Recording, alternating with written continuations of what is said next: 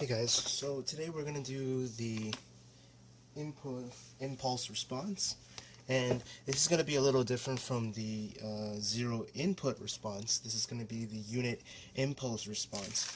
And the unit impulse response is almost the same kind of method. However, there's a couple of changes that we have to make note of. These changes are going to be shown in the video as I go through the example here. And another key thing to note is that the constants that I find in this question are not the same as the ones that are found in the zero input response. This is the unit impulse response. The other one was the zero impulse response. Remember, again, key. The constants that I find in the unit impulse response are not the same as the constants I find in a zero input response. Okay, so just make sure you take note of that and that you keep that in your head. Just to get right into it, I'm not going to go through the derivation. The derivation is very easy to follow. Just go on the notes, the course notes, and you'll be able to find it. I'm just going to do a example here for you guys, so then you get the gist of how to do it, and then you can apply it further into when we hit the midterm tomorrow. Okay, so the first example I'm going to do is the previous example that we had in the lecture, so which was y of n plus 0.3 y of n minus 1 minus 0.1 y of n minus 2 equals to x of n minus 0.05 x of n minus 2. Okay, and so this is our difference equation, and we see that immediately we can notice that it's a second order system, so it's therefore n equals to 2, which is the order of the system.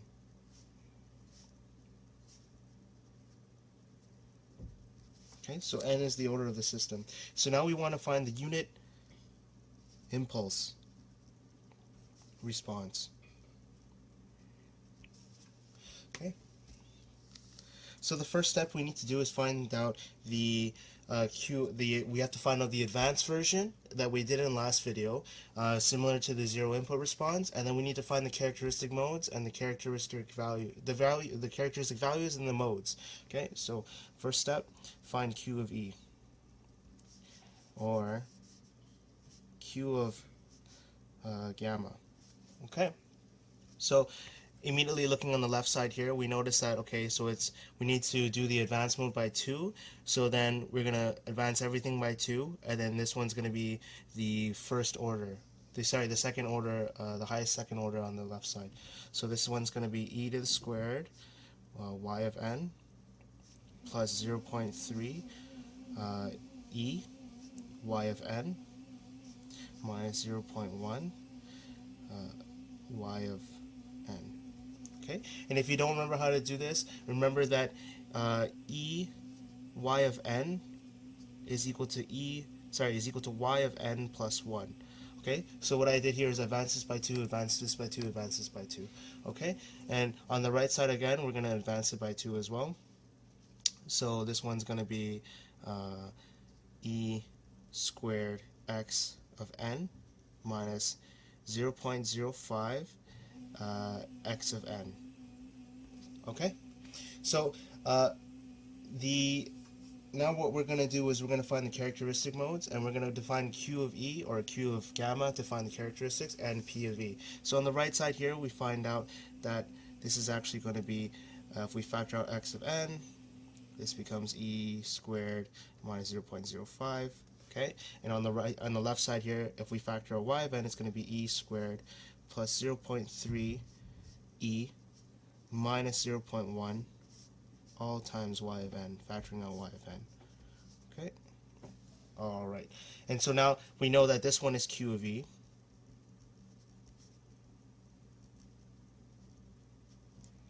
and this one's P of E.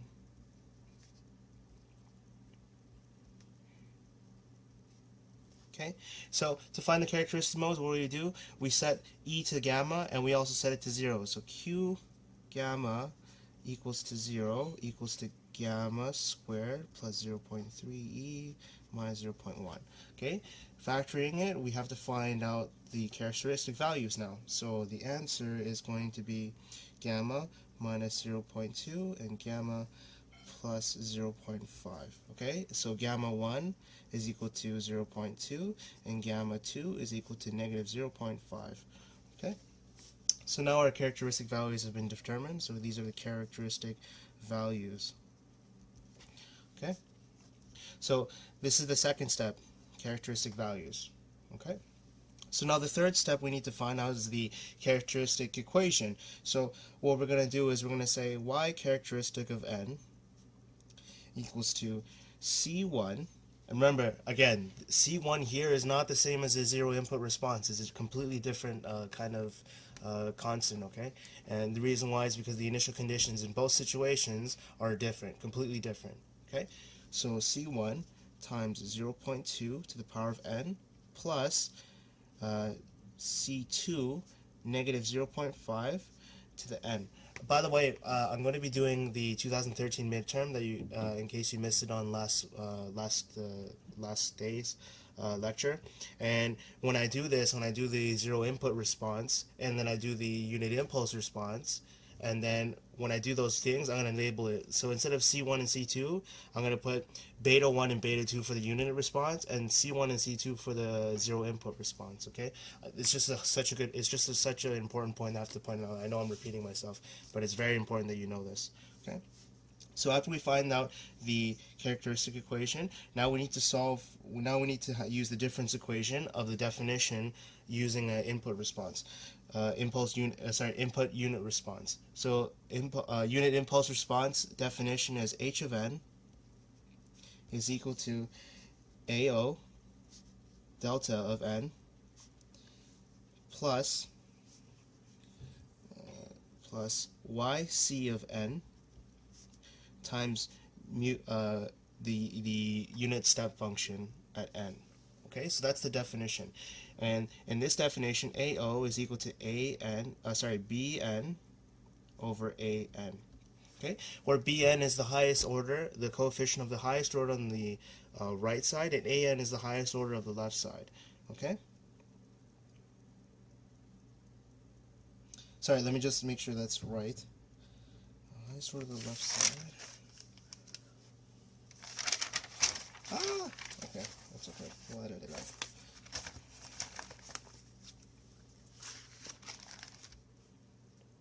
Okay, yep, AN is the highest order of the left side, and then BN is the highest order of the right side.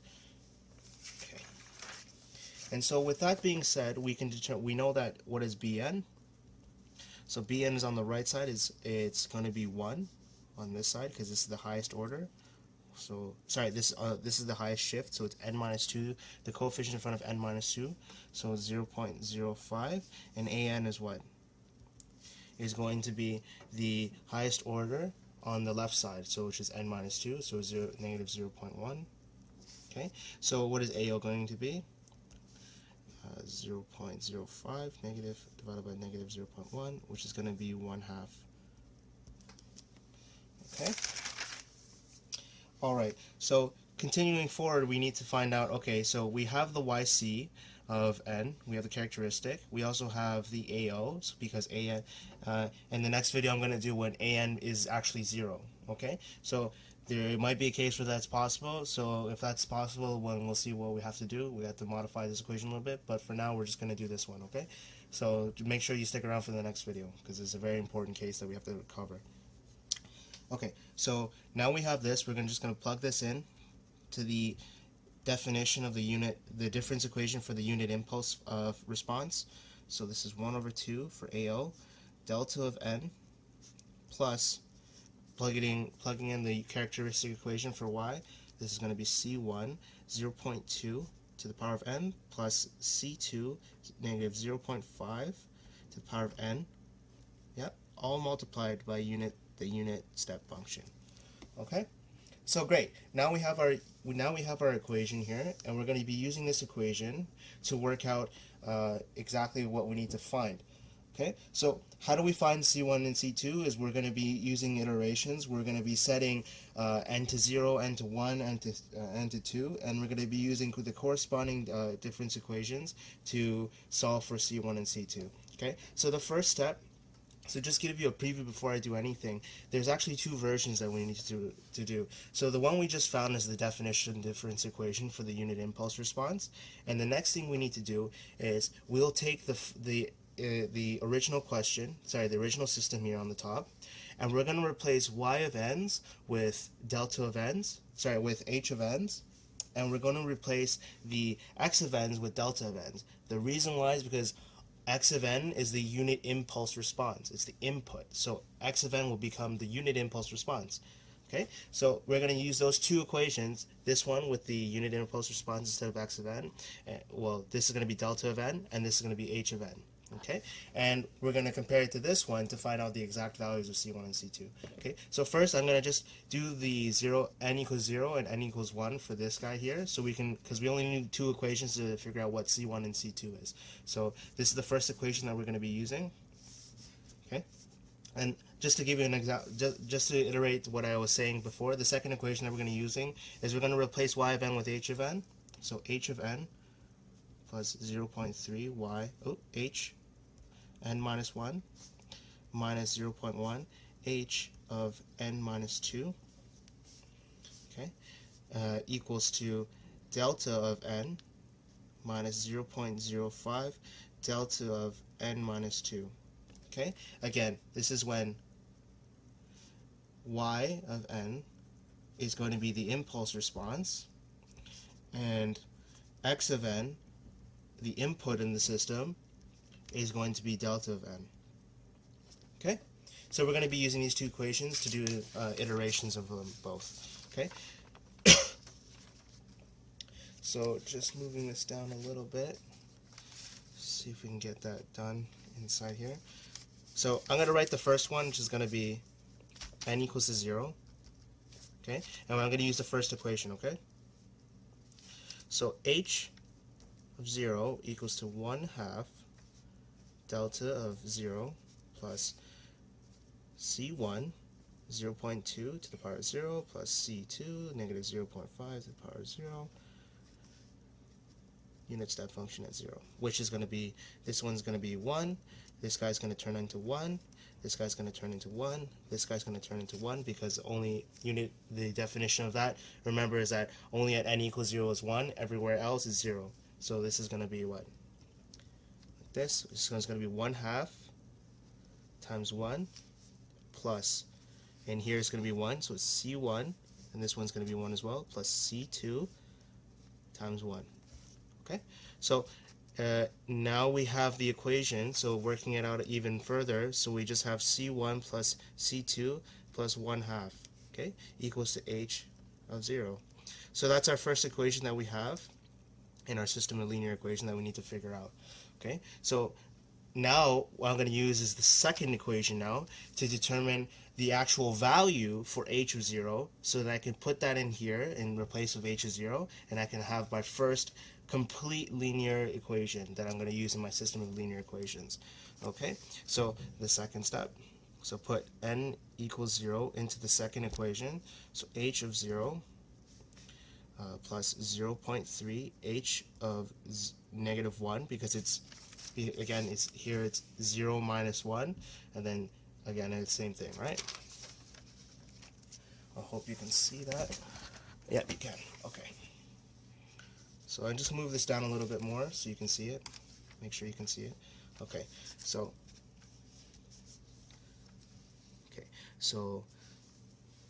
let's see, hold down like that. Okay, good.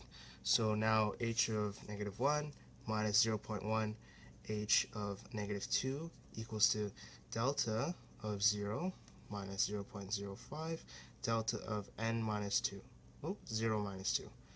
Okay? Alright, so what is that going to be? So we have to isolate h of 0. So we're going to do h of 0, and we're going to move everything else to the right side. 0.3 h of negative 1 minus 0.1 h, plus negative 2 plus delta of 0 minus 0.05 delta of negative 2. Okay, and now a thing to notice about this is that in the question we say that before it's a causal system, so before everything else, so h of 0 is the latest value. Before that, everything is 0 because there's no inputs at all, right? There's no inputs of delta of n. So, and the reason why is because delta of n is only 1 at what? 0, right? So if you say 0 here, anything before that, like a past value, like an h of -1 or h of -2, these become 0. Okay, that's a very important point to note.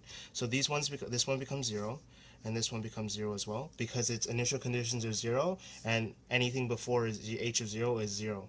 Okay, and this one is what? This one becomes 1, and this one is not defined at negative. This one is defined as 0 at -2, so this is 0 as well. So what we're left with is h of 0 is equal to, this one gets canceled, this is only 1, so only 1. Okay, and this one is this. Okay, so now we have the value for h of 0. So going back to our first one that we used, we know that c1 plus c2 plus half equals h of 0. Great, so now we have our first equation, c1 plus c2 plus 1/2 equals to h of 0, which equals to 1. Okay, so cleaning that up even further. Okay, so that's our first equation in the system of linear equations. So what are we going to do for the next one? Well, you guessed it, we're probably going to put n equals to 1 in the first equation here and also the second equation. Okay, so let's run that. So number 1, n equals to 1. So h of 1 equals to 1/2 delta of 1 plus c1 0.2 to the power of 1 plus c2 -0.5 to the power of 1, all times unit step function of 1, which is equal to 1. Okay, so we also know that this one is only defined at 0 as 1, so everything at delta of 0 is 1. Delta of anything else is always 0, so we can cancel this out. This is 0. Okay, and we can just work it out now. So h of 1 is equal to 0.2 c1 plus, minus 0.5 c2, and then all times 1, which is just 1, which is just the same thing. Okay, so this is our first, well, let's say this is our third equation. Instead of putting a 1 here and wasting space, I'm just say this is the third equation. Okay, and then what are we going to do? We're going to put in the second equation now, where n equals to 1. So n equals to 1 in the second equation. Okay, so h, I should actually label it different, like 3a or something like that. And this is going to be 1. C. Okay, who cares? Doesn't matter. You guys get the idea. This is just 1 corresponding with this is the corresponding one for the one we need to have. System of linear equation. Okay, again, if you have any questions, or just shoot me a message on Facebook. I'll try to help you out. Okay, so this is h of so putting in the second equation again, so h of 1 plus 0.3 h of 0, because it's 1 minus 1, minus 0.1 h of 1 minus 2, which is -1, equals to delta of 1 minus 0.05 delta of, let's see, 1 minus 2 is -1. Okay, great. So again, we're going to isolate h of 1 because that's the thing we need to. That's the exact value we need to find in order to finish our system of linear equation. System of linear equation, the one that we're going to use for the second one. So let's see. So h of 1 is going to be isolated, so everything moves to the right side.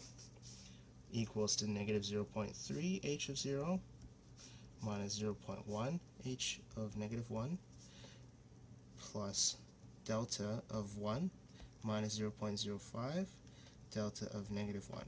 Okay, so again, anything other than 0 for a delta function, anything other than n equals 0 for a delta function is 0. So this one's the same thing. And h, again, h of -1 is before 0, right? So if it's before 0, then we know that it's going to be initial condition 0. So this one is 0. Okay, and what is h of 0? H of 0 is 1 because we found that before in our last iteration as well. Okay, so h of 1 is equal to -0.3 times 1. Okay?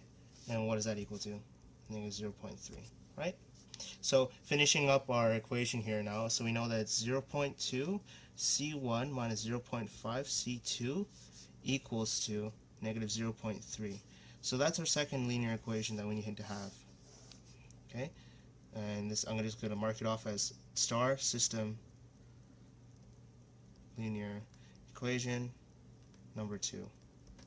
Okay, so now solving the system, we have this one, number 1, and just rewriting it down here. So C1 plus C2 plus 1/2 equals to 1, which goes to over here, which is also equal to C1 plus C2 equals to 1/2, moving it all around. Okay, so I'm just going to write down the answer because I don't want to work it out with you. If you guys want to work it out at home, you can. But here it is. So you go C1 equals to negative 1 over 14, and C2 is equal to 4 over 7. Okay. Now plugging that back in the equation, now we know the unit impulse response. Moving everything up a little bit just so you can see. Just checking, make sure you can see that in the frame. Good. Okay. So h of n is now equal to what? So C1 is equal to, let's see, what was the original equation? Okay, so h of n is equal to 1/2 delta of n plus negative 1 over 14 times 0.2 to the power of n, and this one is plus 4 over 7 is negative 0.5 to the power of n times unit step function. Okay, then that's your final answer to find the unit impulse response. So this is the unit impulse response. Okay, so again, remember, these constants that I just found are only for the impulse response. They're not for the zero state response. Please remember that, okay? Don't make that mistake. Okay, thanks. I'll be doing the next one after this.